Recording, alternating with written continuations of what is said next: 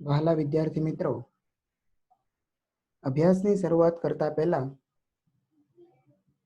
2 minute માટે આંખો બંધ કરી માં સરસ્વતીની વંદના કરી આપણા મનને શાંત અને સ્થિર કરીએ। 2 મિનિટ માટે આંખો બંધ અને માં સરસ્વતીની વંદના।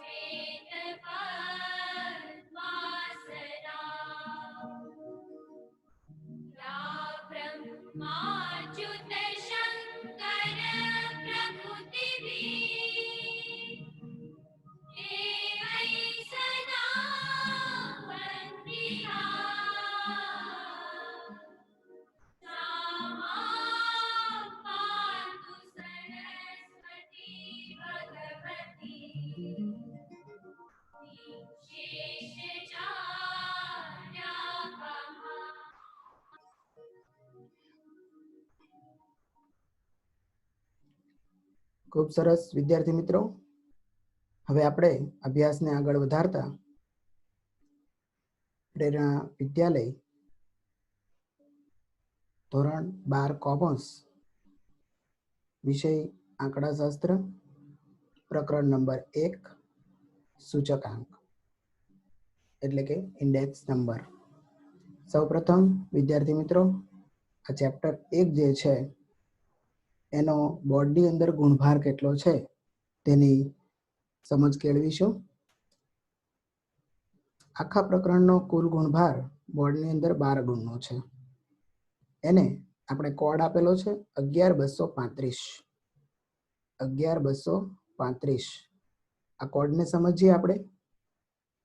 11235 એટલે સૌપ્રથમ 1 માર્ક્સ જે છે સેક્શન એ ની અંદર વૈકલ્પિક સ્વરૂપે પ્રશ્ન પૂછાશે, પછી સેક્શન બી માં 1 ગુણનો ટૂંકો પ્રશ્ન પૂછાશે, સેક્શન સી ની અંદર 2 ગુણનો દાખલો પૂછાશે, સેક્શન ડી ની અંદર 3 ગુણનો દાખલો પૂછાય છે, સેક્શન ઈ માં આ પ્રકરણમાંથી એક પણ પ્રશ્ન પૂછાતો નથી, અને અંતે સેક્શન એફ એટલે કે છેલ્લો વિભાગ જેમાં 5 ગુણના 4 દાખલા પૂછાય છે તે પૈકી સૌથી પહેલો દાખલો 5 ગુણનો સૂચકાંક ચેપ્ટરનો હોય છે। આમ કુલ મળે ટોટલ આ પ્રકરણ 12 માર્ક્સના ગુણભાર સાથે બોર્ડમાં પૂછાય છે। આ સાથે મિત્રો આપણે આજના ટોપિકની ચર્ચા કરીએ તો આ પ્રકરણની પ્રસ્તાવના સાથે આપણે નિરપેક્ષ ફેરફાર, સાપેક્ષ ફેરફાર, ભાવ સાપેક્ષ, જથ્થા સાપેક્ષ, સૂચકાંક, ભાવનો સૂચકાંક અને જથ્થાનો સૂચકાંક, આમ 7 જુદા જુદા ટોપિકની ચર્ચા કરીશું। તો શરૂઆત કરીએ। પ્રકરણ 1 સૂચકાંક પ્રસ્તાવના।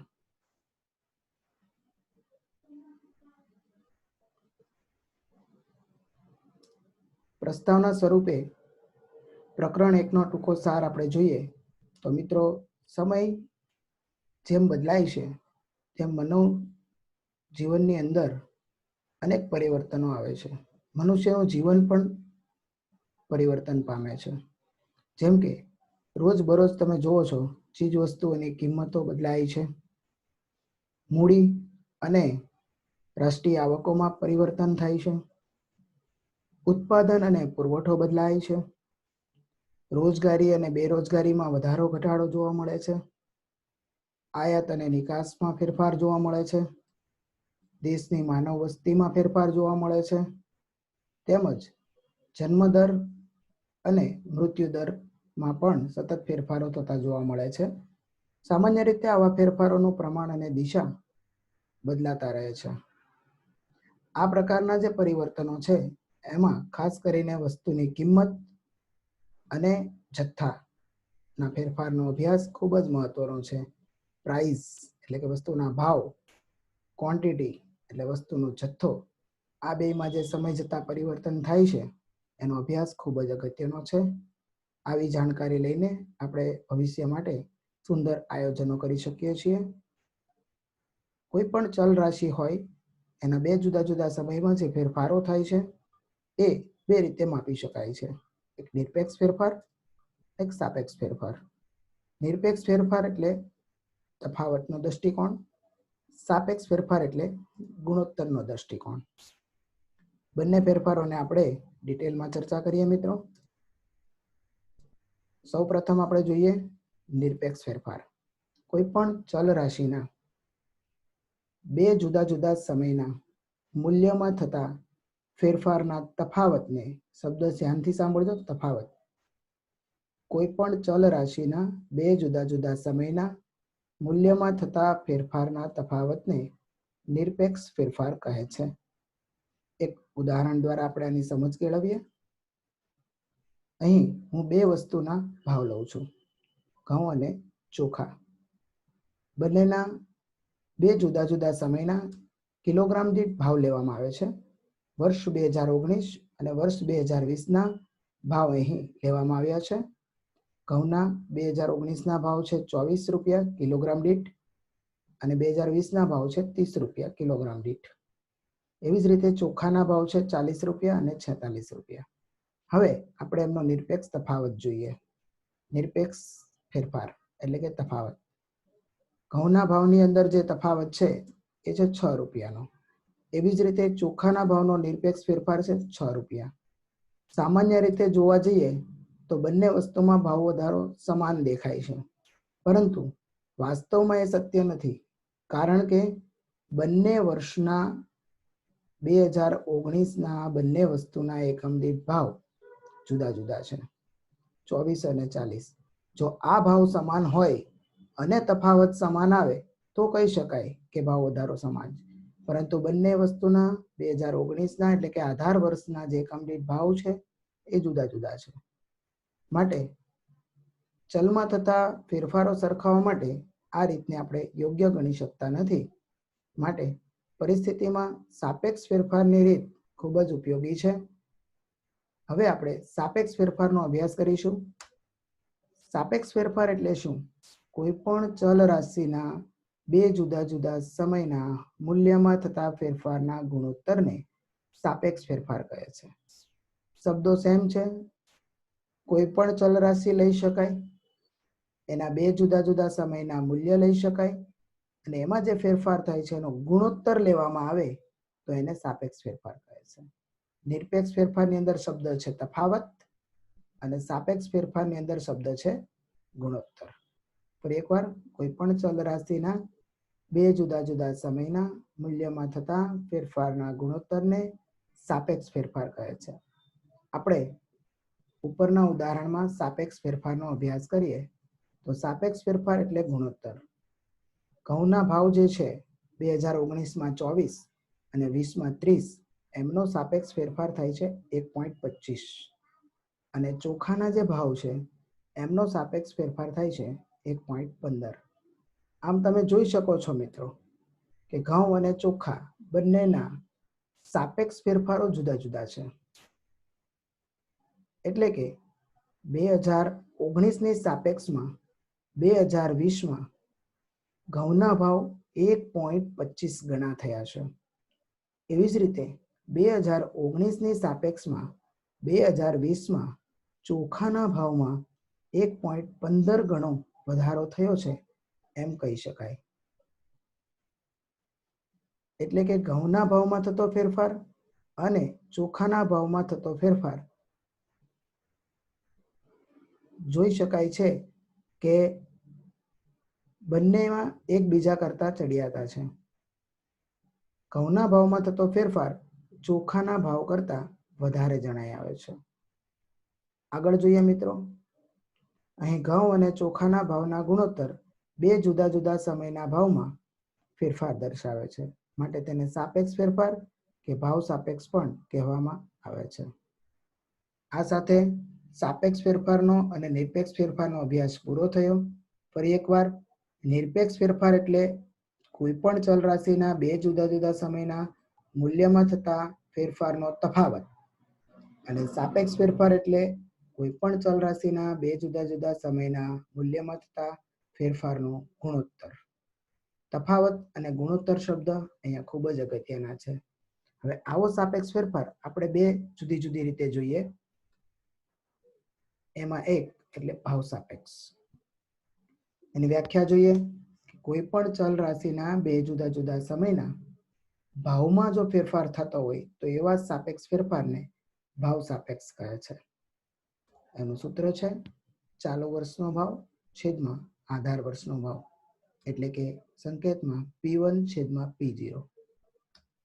એવી જ રીતે જથ્થા સાપેક્ષ. જથ્થા સાપેક્ષની વ્યાખ્યા છે કોઈ પણ ચલ રાશિના બે જુદા જુદા સમયના જથ્થામાં થતા સાપેક્ષ ફેરફારને જથ્થા સાપેક્ષ કહે છે. બંનેને સામસામે જોઈએ તો ભાવ સાપેક્ષ એટલે ભાવમાં થતો સાપેક્ષ ફેરફાર, જથ્થા સાપેક્ષ એટલે જથ્થામાં થતો સાપેક્ષ ફેરફાર, એને જથ્થા સાપેક્ષ કહે છે. સૂત્રમાં પણ ચાલુ વર્ષનો ભાવ છેદમાં આધાર વર્ષનો ભાવ. જથ્થા સાપેક્ષમાં ચાલુ વર્ષનો જથ્થો છેદમાં આધાર વર્ષનો જથ્થો, સંકેતમાં Q1 છેદમાં Q0. ઉદાહરણ સ્વરૂપે જોઈએ મિત્રો, આપણે આગળ જોયું તેમ બે વસ્તુના ઘઉં અને ચોખાના સાપેક્ષ ફેરફાર આપણી પાસે અવેલેબલ છે. આપણે જે સાપેક્ષ ફેરફારમાં જોયું હતું કે ઘઉંમાં સાપેક્ષ ફેરફાર 1.25 છે અને ચોખાનો સાપેક્ષ ફેરફાર 1.15 છે, તો એ જ ઘઉંનો ભાવ સાપેક્ષ થાય છે અને 1.15 એ ચોખાનો ભાવ સાપેક્ષ થાય છે. હવે આપણે આ ભાવ સાપેક્ષ અને જથ્થા સાપેક્ષની ચર્ચા કર્યા બાદ સૂચકાંકની ડિટેલમાં ચર્ચા કરીશું. આગળ વધીએ. સૂચક આંક, ઇન્ડેક્સ નંબર. કોઈ પણ ચલ રાશિના બે જુદા જુદા સમયના મૂલ્યમાં થતા સાપેક્ષ ફેરફારને ટકાવારીમાં દર્શાવતા મળતા માપને તે ચલ રાશિ માટેનો સૂચકાંક કહે છે. કોઈ પણ ચલ રાશિ લઈ શકાય, વજન, ઊંચાઈ, એના બે જુદા જુદા સમયના મૂલ્યો લેવાના અને એમાં જે ફેરફાર થાય સાપેક્ષ ફેરફાર. હમણાં આપણે જોઈ ગયા કે આ શબ્દની અંદર ગુણોત્તર શબ્દ છુપાયેલો છે. સાપેક્ષ ફેરફારને ટકાવારીમાં દર્શાવતા જે માપ મળે તેને કહેવાય સૂચકાંક. એટલે સૂચકાંક એ કેવું માપ થયું? ટકાવારી દર્શાવતું માપ થયું. ફરી એકવાર સૂચકાંકની વ્યાખ્યા જોઈએ. કોઈ પણ ચલ રાશિના બે જુદા જુદા સમયના મૂલ્યમાં થતા સાપેક્ષ ફેરફારને ટકાવારીમાં દર્શાવતા મળતા માપને તે ચલ રાશિ માટેનો સૂચકાંક કહે છે. ઉદાહરણ સ્વરૂપે જોઈએ. જે વસ્તુ આપણે લીધી હતી ઘઉં અને ચોખા, એમના સાપેક્ષ ફેરફાર અહીંયા અવેલેબલ છે. હવે આ જે સાપેક્ષ ફેરફાર છે એ ભાવ સાપેક્ષ છે. હવે ખાલી એનું ટકાવારી માપ કરવાથી આપણને સૂચકાંક મળે છે. પહેલા ભાવનો સૂચકાંક સમજી લઈએ. કોઈ પણ ચલ રાશિના બે જુદા જુદા સમયના ભાવમાં થતા સાપેક્ષ ફેરફારને ટકાવારીમાં દર્શાવતા માપને ભાવનો સૂચકાંક કહે છે. બંને વ્યાખ્યાને ધ્યાનથી સમજીએ. સૂચકાંકની વ્યાખ્યામાં મેં અહીં મૂલ્ય શબ્દ વાપરેલો છે. મૂલ્યમાં થતા સાપેક્ષ ફેરફારનું ટકાવારી માપ. જ્યારે ભાવના સૂચકાંકમાં શબ્દ પ્રયોગ થયો છે ભાવનો. કોઈ પણ ચલ રાશિના બે જુદા જુદા સમયના ભાવમાં થતા સાપેક્ષ ફેરફારને ટકાવારીમાં દર્શાવતા માપને ભાવનો સૂચકાંક કહે છે. આપણે હમણાં આગળ જોઈ ગયા કે આ ટકાવારીમાં દર્શાવતું માપ આટલો શબ્દ ખાલી નીકળી જાય તો એ ભાવ સાપેક્ષ થઈ જાય. પણ જો એ ભાવ સાપેક્ષની વ્યાખ્યામાં ટકાવારીમાં દર્શાવતા માપને આ શબ્દ ઉમેરી દો એટલે ભાવના સૂચકાંકની વ્યાખ્યા થઈ જાય છે. યાદ રાખવા માટે, કોઈ પણ ચલ રાશિના બે જુદા જુદા સમયના ભાવમાં થતા સાપેક્ષ ફેરફારને ટકાવારીમાં દર્શાવતા માપને ભાવનો સૂચકાંક કહે છે. આપણે મિત્રો આગળ હમણાં ભાવ સાપેક્ષનું જે સૂત્ર જોયું એ ચાલી વર્ષનો ભાવ છેદમાં આધાર વર્ષનો ભાવ હતું. હવે એનું ટકાવારી માપ એટલે ફક્ત ગુણ્યા 100 એડ કરવાથી ભાવના સૂચકાંક I નું સૂત્ર મળે છે. સૂચકાંક ઇન્ડેક્સ નંબરનો પહેલો અક્ષર I એ સૂચકાંકનો સંકેત છે. I બરાબર ચાલુ વર્ષનો ભાવ છેદમાં આધાર વર્ષનો ભાવ ગુણ્યા 100. સંકેતમાં P1 છેદમાં P0 ગુણ્યા 100. હવે આપણે એને ઉદાહરણ દ્વારા સમજીએ. તો અહીંયા સૂચકાંક આપવામાં આવ્યા છે, બંને વર્ષના ભાવના સૂચકાંક. ઘઉં માટે ભાવ સાપેક્ષ આપણે જોયું 30/24 બરાબર 1.25, એટલે કે P1 છેદમાં P0. હવે આપણે એમનો સૂચકાંક જોઈએ છે એટલે ગુણ્યા 100. 30/24 ગુણ્યા 100 એટલે થશે 125. અને એવી રીતે ચોખાના ભાવનો સૂચકાંક 46/40 ગુણ્યા 100 એટલે મળશે 115. 125 એ ઘઉંના ભાવનો સૂચકાંક છે, જ્યારે 115 એ ચોખાના ભાવનો સૂચકાંક છે. આવી જ રીતે મિત્રો જથ્થા માટે પણ ગણતરી કરી શકાય, જેને કહીશું જથ્થાનો સૂચકાંક. ભાવના સૂચકાંકની જે રીતે સમજૂતી લીધી એ જ પ્રમાણે જથ્થાના સૂચકાંકને સમજીએ. વ્યાખ્યા: કોઈ પણ ચલ રાશિના બે જુદા જુદા સમયના જથ્થામાં થતા સાપેક્ષ ફેરફારને ટકાવારીમાં દર્શાવતા માપને જથ્થાનો સૂચકાંક કહે છે. અહીં ખાસ આપણે નોંધ કરીએ, સૂચકાંકની વ્યાખ્યામાં મેં મૂલ્ય શબ્દ વાપરેલો છે. ભાવના સૂચકાંકની વ્યાખ્યામાં ભાવ શબ્દનું પ્રયોજન કર્યું છે અને જથ્થાના સૂચકાંકની વ્યાખ્યામાં જથ્થો શબ્દ વાપરેલો છે. એટલે કે કોઈ પણ ચલ રાશિના બે જુદા જુદા સમયના જથ્થામાં થતા સાપેક્ષ ફેરફારના ટકાવારીમાં દર્શાવતા માપને જથ્થાનો સૂચકાંક કહે છે. સૂત્ર સ્વરૂપે જોઈએ, I બરાબર ચાલુ વર્ષનો જથ્થો છેદમાં આધાર વર્ષનો જથ્થો ગુણ્યા 100, એટલે કે Q1 છેદમાં Q0 ગુણ્યા 100. અહીં જે સંકેત લેવામાં આવ્યું છે સૂત્રનું એ ચાલુ વર્ષ, એટલે આપણે જે વર્ષની ગણતરી કરતા હોઈએ તે વર્ષની વાત કરવામાં આવી છે. અહીં 2020 એ ચાલુ વર્ષ છે અને આધાર વર્ષ એટલે કે જે ભૂતકાળનું નિશ્ચિત વર્ષ લીધું છે, ભૂતકાળના નિશ્ચિત વર્ષ તરીકે કોઈ પણ વર્ષને લઈ શકાય. આપણે અહીં 2019ને ભૂતકાળના નિશ્ચિત વર્ષ તરીકે લીધું છે, જેને આપણે આધાર વર્ષ કહીશું. સૂચકાંકમાં ચાલુ વર્ષ માટે સંકેત 1 નો ઉપયોગ થાય છે અને આધાર વર્ષ માટે 0 નો. અહીંયા P ફોર પ્રાઇસ ભાવ માટેની વાત છે. ચાલુ વર્ષનો ભાવ એટલે P1 અને આધાર વર્ષનો ભાવ એટલે P0. 0 આધાર વર્ષ સૂચવે છે, 1 ચાલુ વર્ષ સૂચવે છે અને P જે છે એ P ફોર પ્રાઇસ ભાવનો સંકેત સૂચવે છે. એવી જ રીતે અહીંયા જથ્થામાં જોઈએ તો 1 એ ચાલુ વર્ષનો જથ્થો બતાવે છે, Q ફોર ક્વોન્ટિટી, Q1 એટલે ચાલુ વર્ષનો જથ્થો અને Q0 એટલે આધાર વર્ષનો જથ્થો.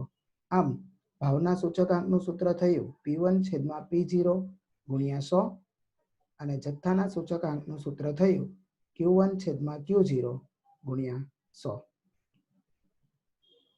આ સાથે મિત્રો આપણે 7 મુદ્દાઓની ચર્ચા કરી. સૌપ્રથમ પ્રસ્તાવના જોઈ, ત્યારબાદ 7 મુદ્દા પૈકી પહેલો મુદ્દો આપણે જોયો નિરપેક્ષ ફેરફાર, પછી સાપેક્ષ ફેરફાર, ત્યારબાદ ભાવ સાપેક્ષ, જથ્થા સાપેક્ષ, ત્યાર પછી સૂચકાંક, ભાવનો સૂચકાંક અને જથ્થાનો સૂચકાંક. આમ 7 મુદ્દાઓની ચર્ચા કર્યા પછી આપણે આજના આ ટોપિકને વિરામ આપીશું. દરેક વિદ્યાર્થી મિત્રોને ખૂબ ખૂબ શુભકામનાઓ સાથે તમામ વિદ્યાર્થી મિત્રોનો ખૂબ ખૂબ આભાર.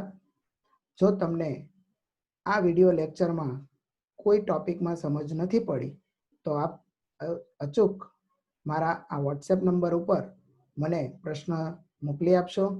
તમને ચોક્કસ આન્સર આપવામાં આવશે. ફરી એકવાર તમામ વિદ્યાર્થી મિત્રોનો ખૂબ ખૂબ આભાર. ધન્યવાદ.